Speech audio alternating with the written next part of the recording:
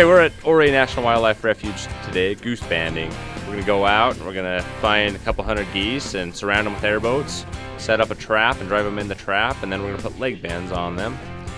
The reason that we put leg bands on these geese are so that we can look at mortality rates, survival rates, migration patterns, and we also use the data to set season dates and regulations. Okay, I want to thank everybody for coming out today. So we're going to go out down here to the east, and we've got 300 to 400 geese out in the middle of the pond. We'll launch all of the boats and have a crew setting up the trap. Gather up all the geese with the airboats and hopefully just drive them right into the trap. Once they're in the trap, we'll go through all the volunteers that want to be in the trap, getting hands-on. That's great. We can use all the help we can. We'll set up a little banding station, and several of us will band, and then if you just bring us a goose, we'll band it, and then we typically set up a little trap, put them in once they're banded, and release them all together.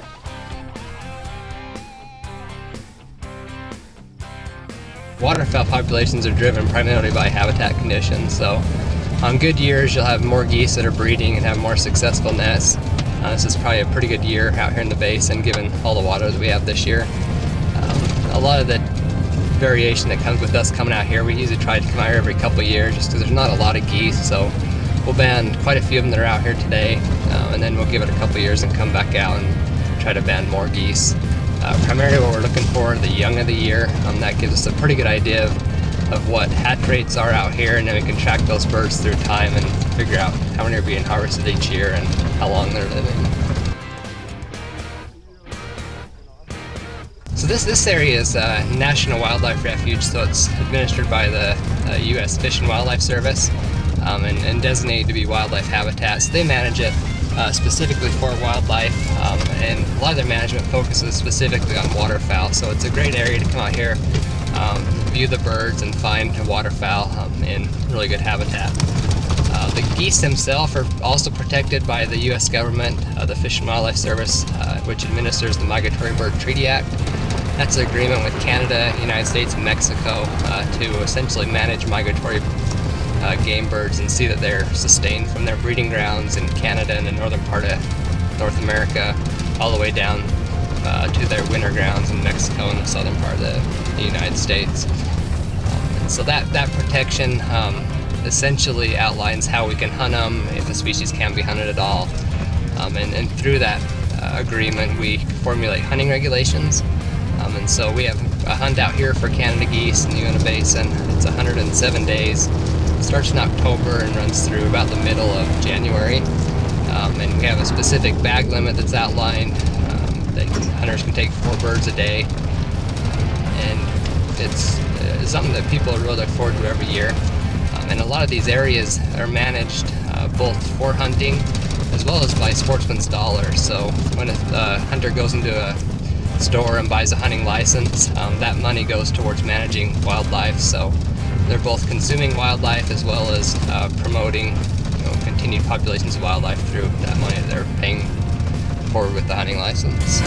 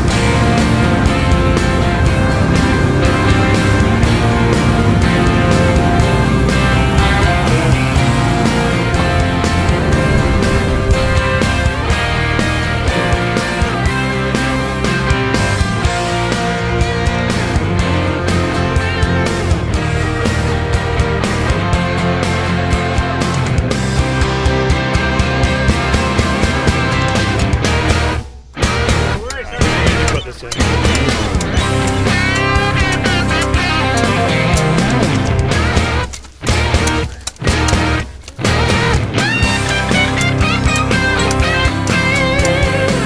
These ones have not been done.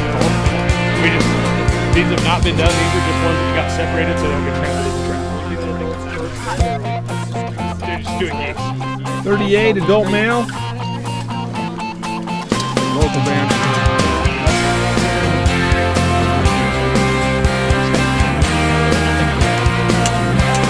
46 adult female.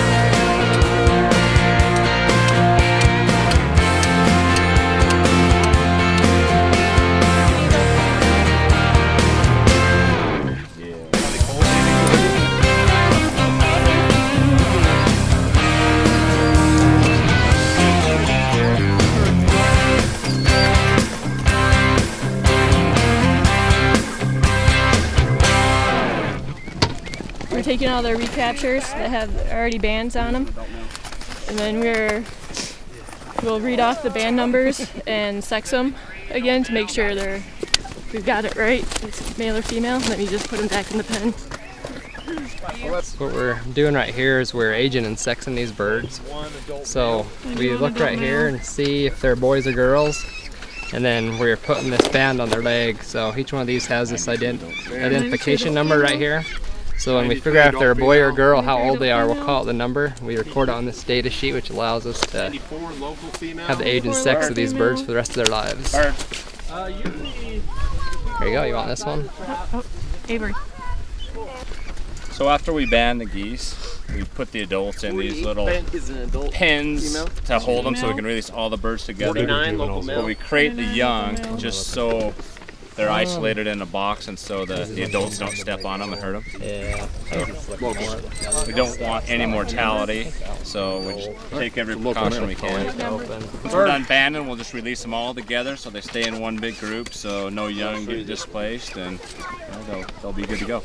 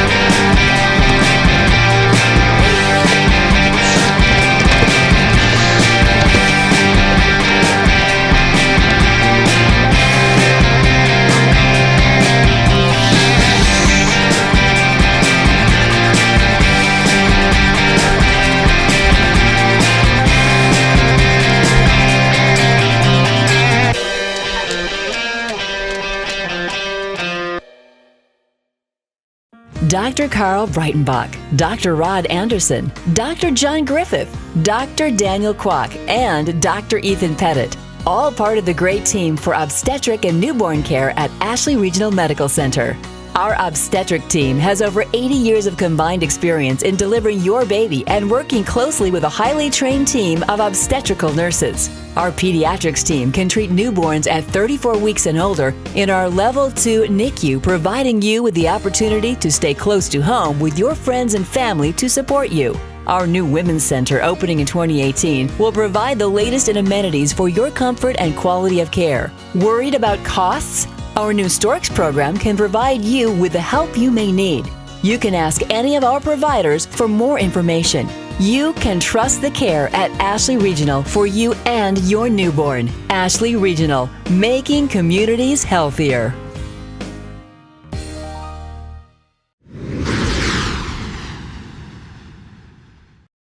We love Paddlefest!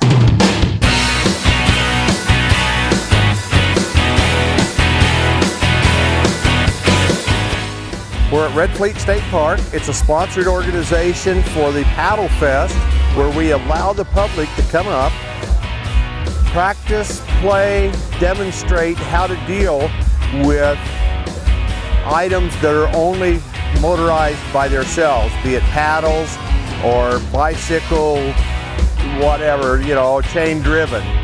And we don't allow motors on the reservoir for this day and a half, and it's free to the public to come in and play with all these things. We have many of our friends like Knowles State Park or Utah Department of Natural Resources, Fish and Wildlife Service, BLM, Forest Service, I think I already said National Park Service is here. Lots of private companies. X94 helped sponsor this along with some of the others. And the ideal is to have a fun, careful environment for the public to come out and enjoy the outdoors. My favorite activity at the Paddlefest is the slide.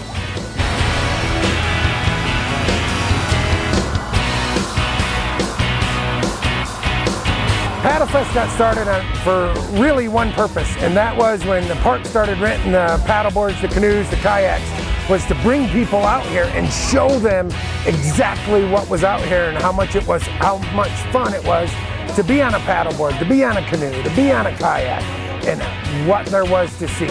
Because most of the time people didn't see the best part about it. And to have fun at the same time. It's a family event.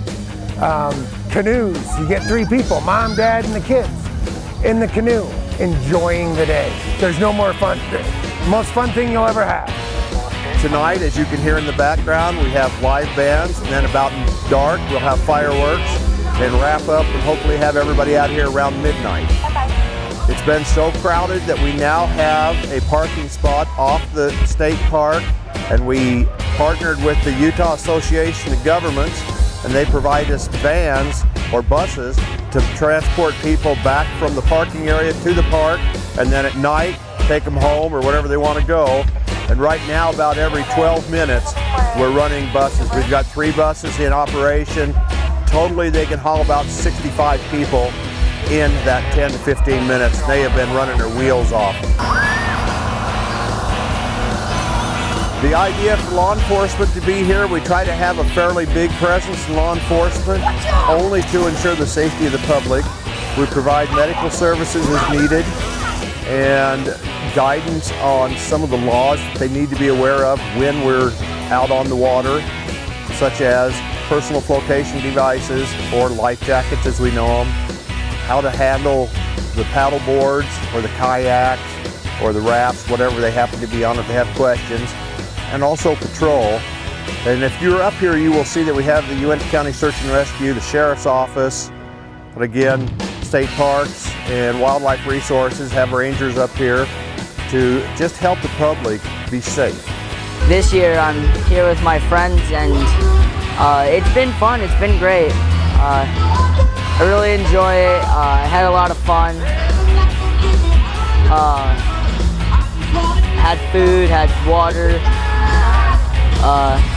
got wet, the usual.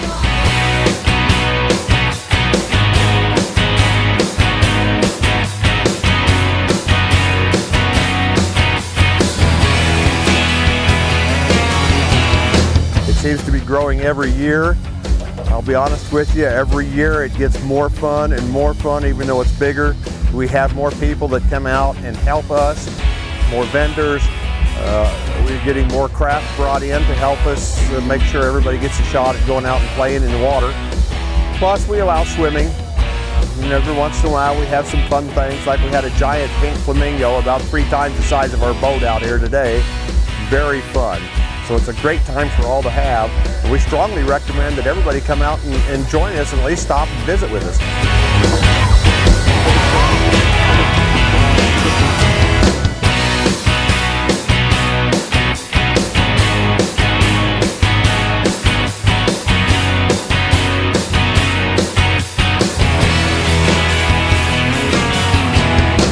You know, having worked up here for the last 5 years and being on the opposite end of this and kind of maybe being a little bit the guy who tried to start this event going, being a participant this year and seeing it, my family and I have had a blast. I got to go out in a canoe with my wife, just her and I, and we paddled over to the dinosaur tracks. We paddled into the cove and just enjoyed it. It was so peaceful. A lot of kids, a lot of people just out having fun. And then to come back and do it over again with my 72-year-old mother.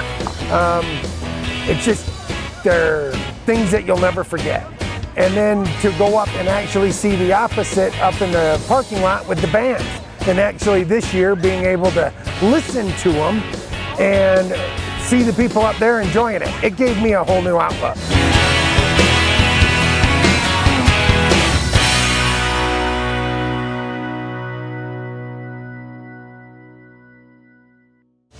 WildAir from VTV6 Outdoors is presented by Ashley Regional Medical Center.